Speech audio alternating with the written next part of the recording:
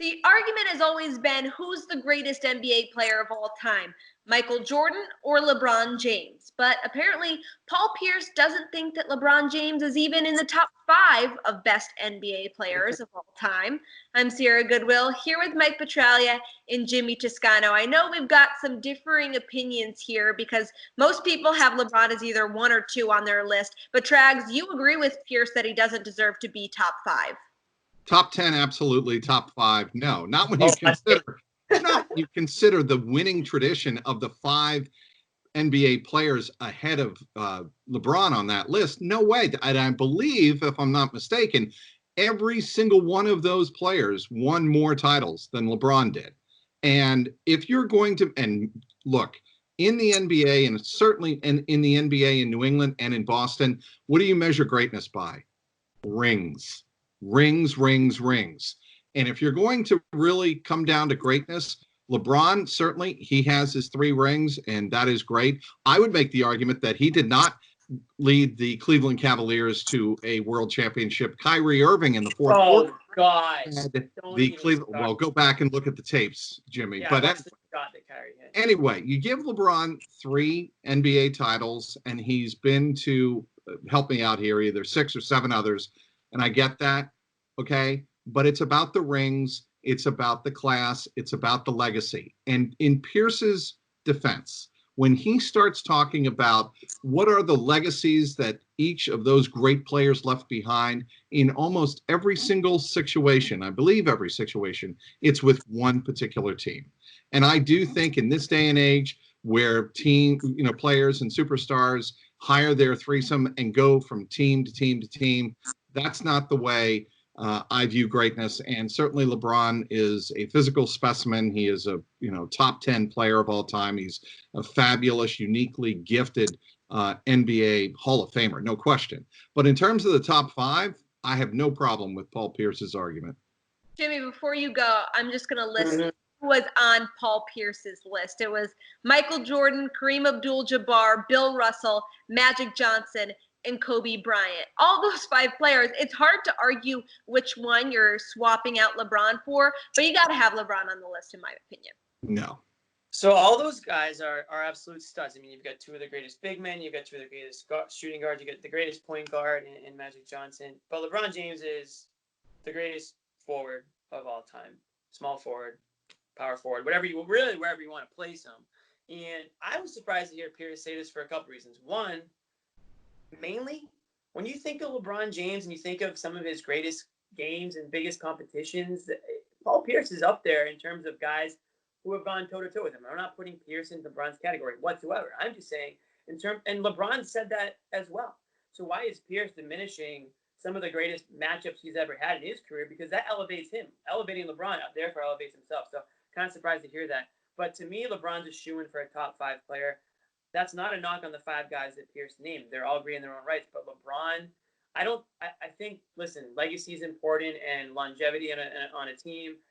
I know that LeBron picked some of his teams, but it's almost like he's getting punished for being drafted by the Cavaliers, an absolutely horrendous team that he took way farther than he should have had. He's had way worse teammates over his career than some of the guys that Pierce named and that Trags thinks is ahead of LeBron. So I'm not sure that's really a reason to take points off. I think LeBron is one of the most physically, if not the most physically imposing players. You might not like his style. I think when it comes down to the pure form of basketball, Michael Jordan, Kobe Bryant, Magic Johnson, those guys just emulate the game. And LeBron almost bullies his way, around the court sometimes. And if you don't like that style, that's one thing. But I don't think you can argue his greatness. I really don't. I think LeBron James personally is unquestionably one of the greatest athletes of all time. So I think that automatically puts him into that top 5 list. But real quick, guys, who would your top 5 be? Trags, would yours be any different than Paul Pierce's?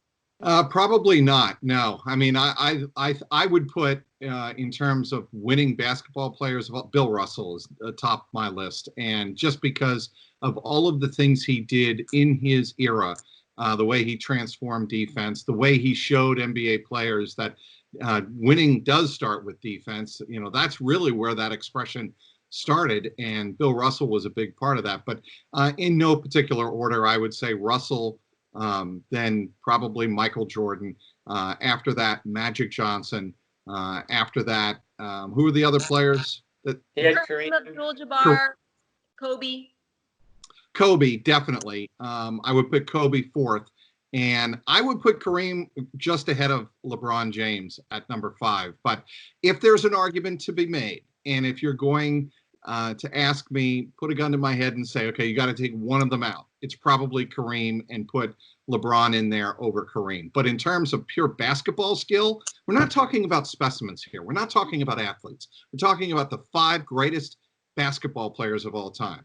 Those 4 are certainly, in my book, better basketball, pure basketball players, better than is LeBron James.